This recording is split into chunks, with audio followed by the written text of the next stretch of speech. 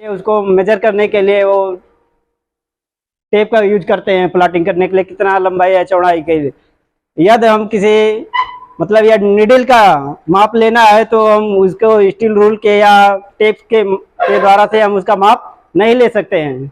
उसका माप लेने के लिए हम सब लोगों को एक विशेष प्रकार का संरचना का बना हुआ एक यंत्र यूज किया जाता है, जिसको हम सूक्ष्म मापी यंत्र कहते हैं। इसलिए आज के समय में मशीनों के जो कल पुर्जे बनाए जाते हैं बहुत ही एक्यूरेट साइज के बनाए जाते हैं। उसको हम वर्नियर से या उसके स्टील टेप से मेजर नहीं कर सकते हैं। उसको मापने के लिए माइक्रोमीटर का यूज किया जाता है। आज का टॉपिक है हमारा आउटसाइड माइक्रोमीटर मेट्रिक ब्रिटिश प्रणाली में पढ़ाई।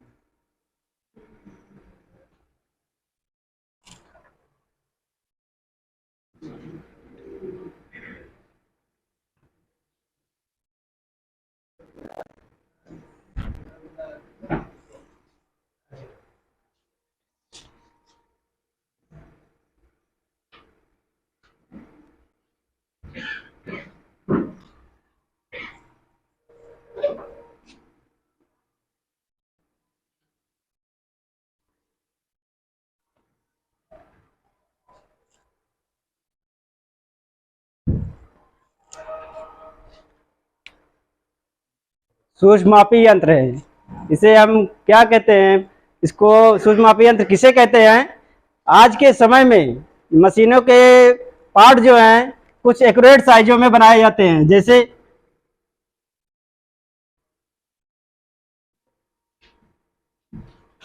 इस तरह की माप को क्या हम स्टील रूल से माप सकते हैं? आप सब भी थोड़ा से बोलते रहिएगा। माप सकते हैं इस तरह से? इस तरह की माप लेने के लिए एक विशेष प्रकार की संरचना का यंत्र बनाया जाता है, जिसे हम सूक्ष्म मापी यंत्र कहते हैं। और सूक्ष्म मापी यंत्र कई टाइप के होते हैं।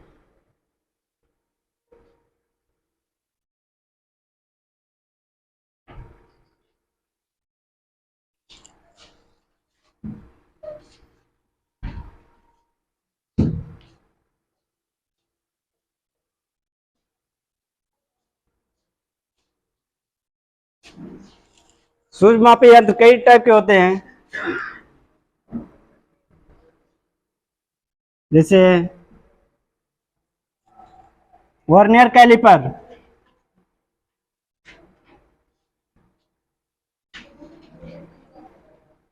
नंबर 2 है वर्नियर हाइट गेज,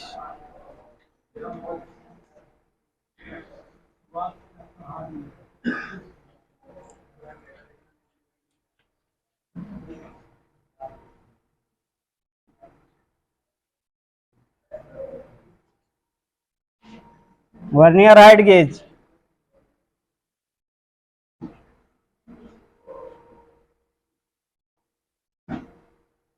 माइक्रोमीटर। इस तरह से कई टाइप के इंस्ट्रूमेंट होते हैं। तो इसमें हम माइक्रोमीटर के बारे में पढ़ाएंगे, ये भी कई टाइप के होते हैं।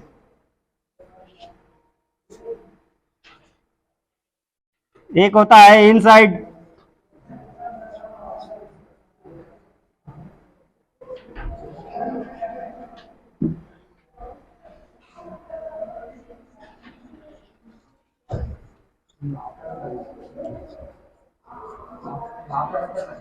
Inside, outside,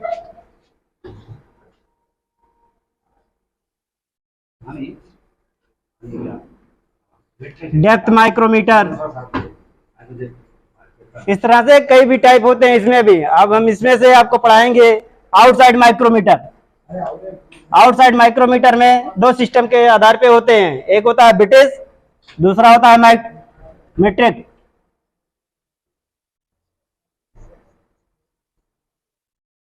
British and metric. तो इसमें से हम पढ़ाएंगे आपको ब्रिटिश माइक्रोमीटर के बारे में पढ़ाएंगे आज।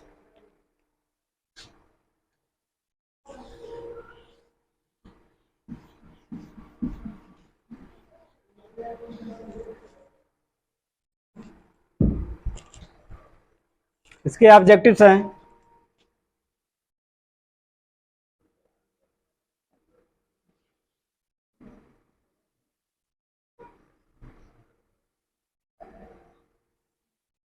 फर्स्ट है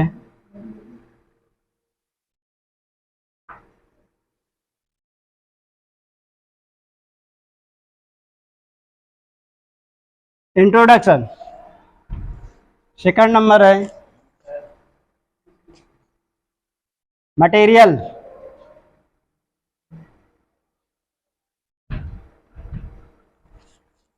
थर्ड नंबर है part,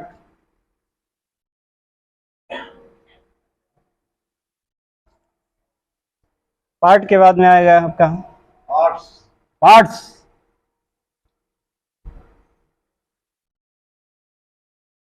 list count, 5 number reading,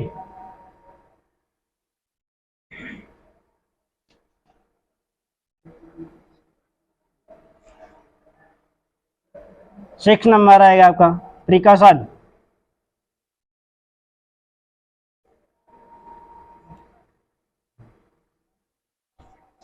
precautions,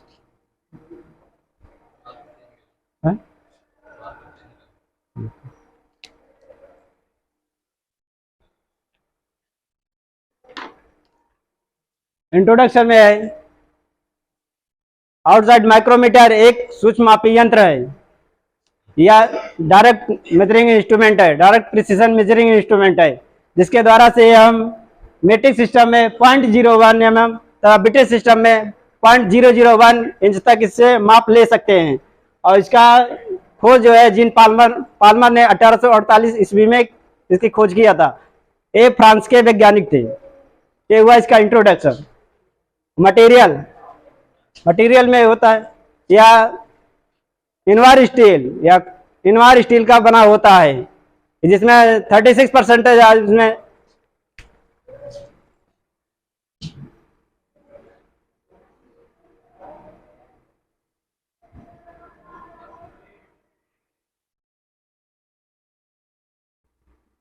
या इनवार स्टील का बना होता है, जिसमें 36% आप निकल होता है।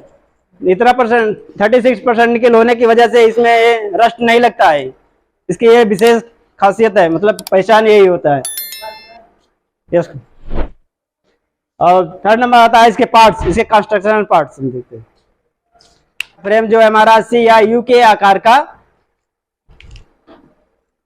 या फ्रेम हमारा सी या यू के आकार का बना होता है या कास्ट स्टील का बना होता है, लेकिन अधिकतर इसमें सब इनवार स्टील ही मिक्स भी रहते हैं। इस पर जो है माइक्रोमीटर का रेंज और इसका यहाँ पे लिस्ट काउंट भी नोट किया रहता है, होता रहता है। दूसरा पार्ट आता है एनविल पे, यह भी हमारा एलॉय स्टील का बना होता है। स्टील में स्टील का ही सब रहेगा और इस रहेगा एलॉय स्टील इसमें रहता है।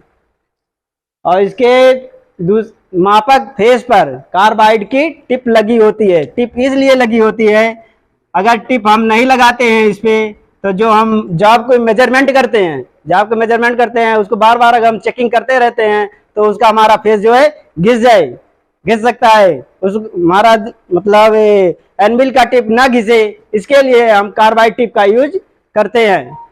थर्ड आता है स्पिंडल के एक भाग पे मापक फिक्स होता है और दूसरे सिरे पर इस पे चूड़ियां बनी होती है, जिसको हम थिम्बल के ऊपर से इसको नट लगा के इसको कस दिया जाता है और इसी पर कस दिया जाता है। और यह हमारे फ्रेम के यू फ्रेम के दाएं सिरे पर स्थित होता है। थर्ड आता है इसके बाद में बैरल और स्लिप। इस पर हमारे ये भी स्टील का ही बना होता है और इस पे हमारे ग्रेजुएशन या अंश इस पे जो है मेन डिवीजन इस पे बने रहते हैं। और ये है आपका थिम्बल। थिम्बल भी स्टील का बना होता है और इसके ऊपर जो है नर्लिंग किया रहता है। जैसे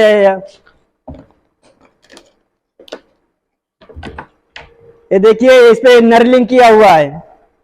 नर्लिंग करने का मेन उद्देश्य ये रहता है कि ताकि हम जाब को अच्छी तरह से पकड़ सकें, इसका ये नर्लिंग का काम होता है।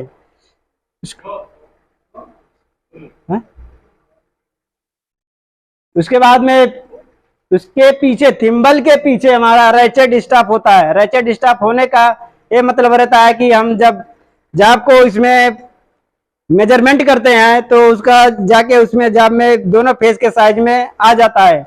जब वो पहुंच जाता है अपने लिमिट तक तो उसको हम पीछे का रैचेट स्टाफ घुमा के थोड़ा सा आगे बढ़ा देते हैं। आगे बढ़ाने पर जब उसमें चट चट की आवाज आने लगती है तब हम समझ जाते हैं कि हमारा जॉब जो है मेन जगह पे आ गया है। मतलब अनुमान लगा सकते हैं कि उससे हमें को मेजरमेंट माप लेना है। इस तरह से इसके पार्ट्स हो गए माइक्रोमीटर के। और प्रिंसिपल आता है। प्रिंसिपल यह हमारा माइक्रोमीटर स्क्रू थ्रेड की लीड और पिच पर स्क्रू थ्रेड की लीड और पिच तथा नट बोल्ट के सिद्धांत पर यह कार्य करता है माइक्रोमीटर। इसके बाद में आता है लिस्ट काउंट। लिस्ट काउंट बेटे सिस्टम में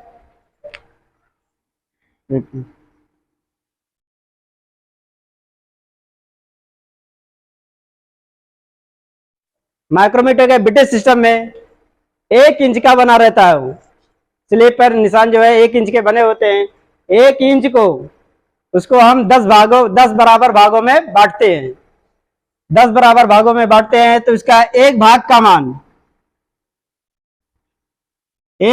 मान आता है आपका 1/10 इंच आता है, जिसको हम क्या कहते हैं मेन डिवीजन कहते हैं। इसको हम कहेंगे मेन डिवीजन 1/10 इंच यानी कि 0.01 इंच होता है। फिर इस मेन डिवीजन के एक भाग को हम इसको 4 बराबर भागों में बांटते हैं।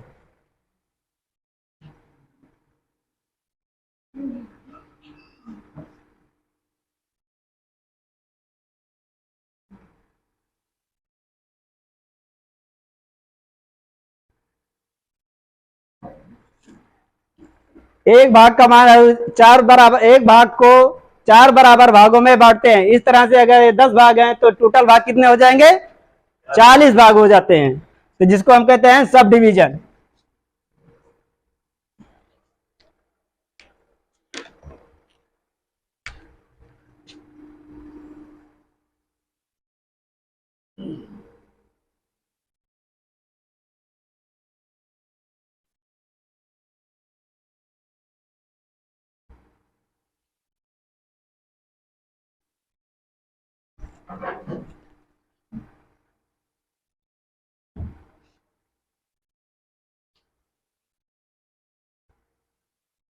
ये मेन डिवीजन का एक भाग है 0.01 इंच। तो एक भाग को हमने 4 भागों में बांट दिया तो 10 भाग का कितना भाग हो गया 40 भाग। इसको हम कहते हैं सब डिवीजन। सब डिवीजन के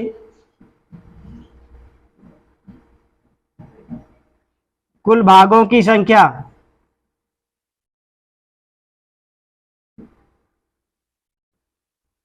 कितना हुआ 40। तो ये जब 40 पार्ट हो गए इसके एक पार्ट का मान आएगा सब डिवीजन के एक भाग का मान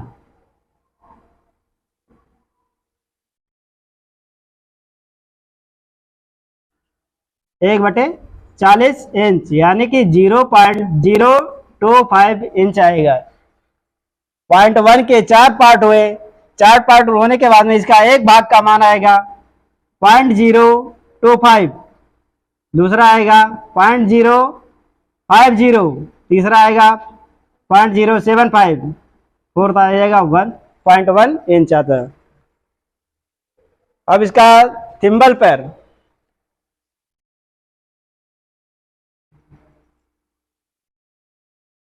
इसके थिम्बल को 25 बराबर भागों में बांट दिया जाता है जब थिम्बल का एक चक्कर पूरा करता है। मान लीजिए यही है, ये हुआ आपका थिम्बल का एक पूरा चक्कर हम ऐसे घुमाएंगे तो ये सब डिवीजन के एक भाग के बराबर ये करता है, घूमता है। ये रहा थिम्बल को जैसे हम एक पूरा चक्कर लगाएंगे, घुमाएंगे तो सब डिवीजन के एक भाग के बराबर ये मूव करेगा। तो यही इसका लिस्ट काउंट होता है। मतलब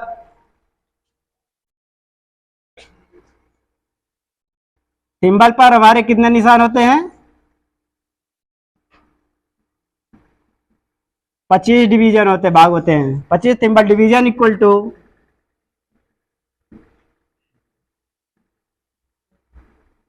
सब डिवीजन का एक भाग का मान।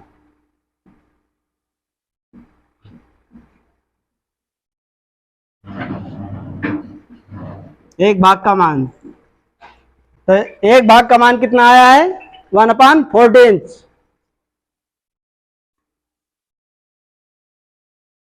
Inch 25 thimble division equal to 1/40 inch. तो 1 thimble division equal to 1/40 into 25 inch equal to 1/1000 inch equal to 0.001 inch. 1 thimble division equal to होता है। यही हमारा जो है लिस्ट काउंट भी कहलाता है, माइक्रोमीटर का लिस्ट काउंट कहलाता है।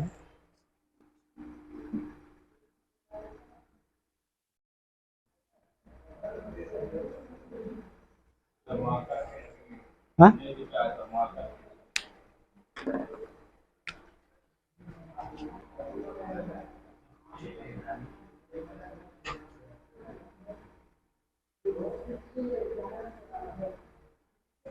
समझ में आया कि नहीं?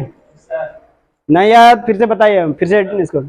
हाँ ठीक, ओके। ब्रिटिश माइक्रोमीटर में 1 इंच को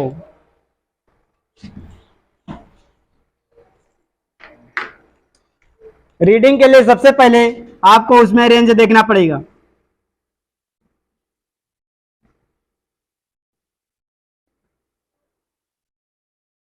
रीडिंग के निकालने के लिए सबसे पहले आपको रेंज देखना है माइक्रोमीटर का।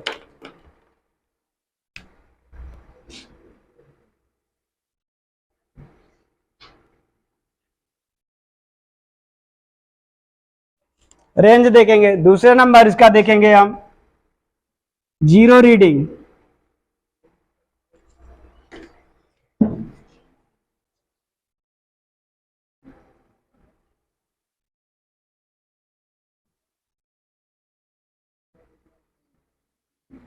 Zero reading. थर्ड नंबर आएगा इसका मेन डिवीजन।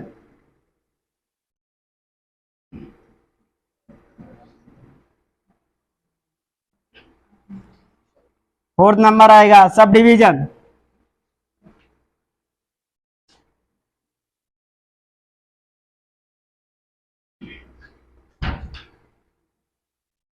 फाइव नंबर आएगा थिम्बल डिवीजन।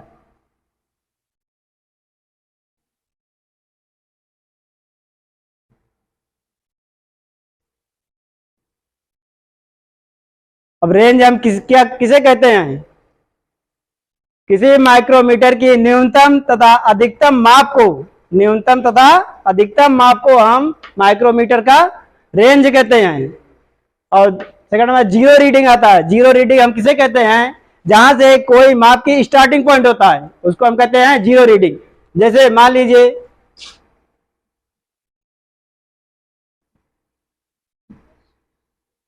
ये लिखा है 52-150, 52-150, तो ये स्टार्ट कहां से हो रहा है? 50 से, तो इसी को हम कहते हैं जीरो रीडिंग। अब इस पर हम एग्जांपल देखेंगे। मेन डिवीजन आपने देखा, मेन डिवीजन का मान कितना आया था? 0.1। एक minute, 5 minute sir. Main division कितना आया? 0.01 इंच। सब डिवीजन कितना आया था? 25 इंच। सिंबल डिवीजन उसी में रहेगा, ये आएगा, इसका लिस्ट काउंट कहलाता है 0.11। अब इस पे हम एग्जाम्पल देखते हैं।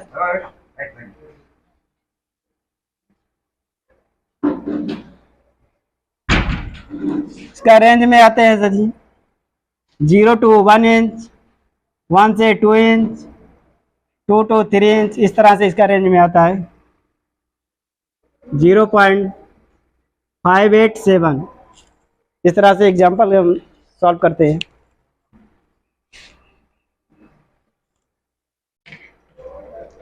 तो इसमें जो पॉइंट के इस साइड में, पॉइंट के इस साइड में है, इसको हम देखते हैं zero reading, range. Range start करते हैं, और ये होता है हमारा मेन डिवीजन, ये होता है हमारा सब डिवीजन, और ये होता है इसी में हमारा सिंबल डिवीजन। इस तरह से हम इसको क्वेश्चन को सॉल्व करेंगे, और इसका फिगर हम कैसे बनाते हैं आपको बताते हैं। तो सबसे पहले इसमें हम क्या देखेंगे, इसके अनुसार, नियम के अनुसार पे आएगा आपका पहले नंबर रेंज आता है। तो रेंज यहाँ पे है, रेंज देखिए कितने का आएगा,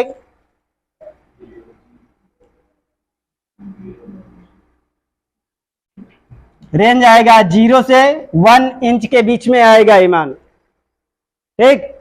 उसके बाद हम देखते हैं पॉइंट के इस साइड में, रेंज के बाद में आएगा सेकंड नंबर पे आपका 0 रीडिंग आएगा।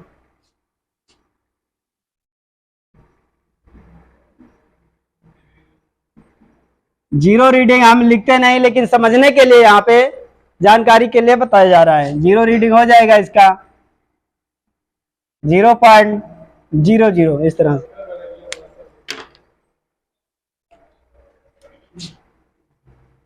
इस तरह से है। अब उसके बाद में आप देखते हैं हम पॉइंट के दूसरे साइड में, ये क्या है, मेन डिवीजन।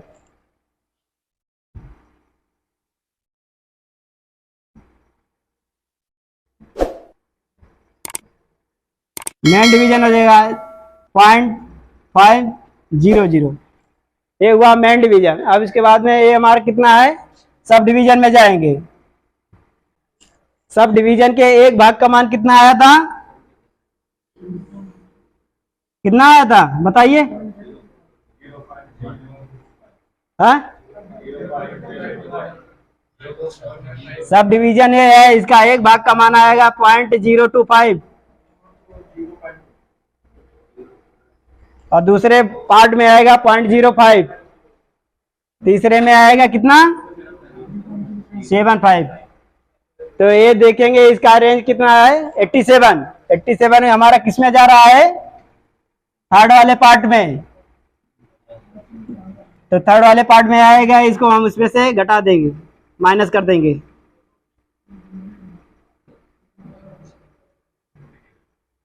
कितना है 12 है।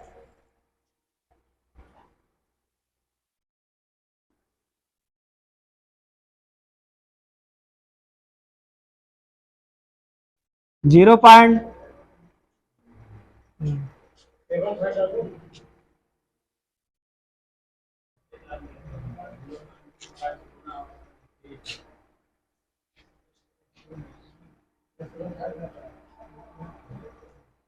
सब डिवीजन आएगा 0.075 आएगा, थर्ड पार्ट में आपके जाएगा। यहाँ पे देखिए थर्ड पार्ट में। अब बचा क्या आपका थिम्बल डिवीजन।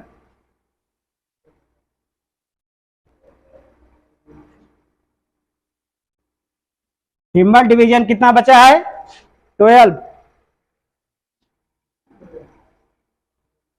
अब इसको हम क्या करेंगे, ये सब इंच में रहेगा,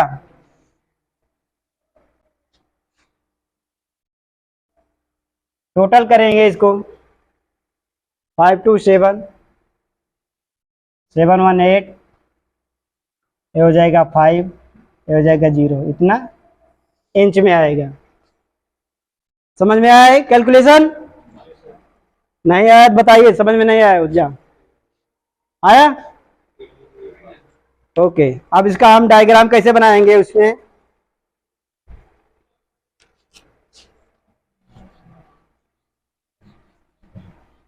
Okay, copy. हाँ? That is all.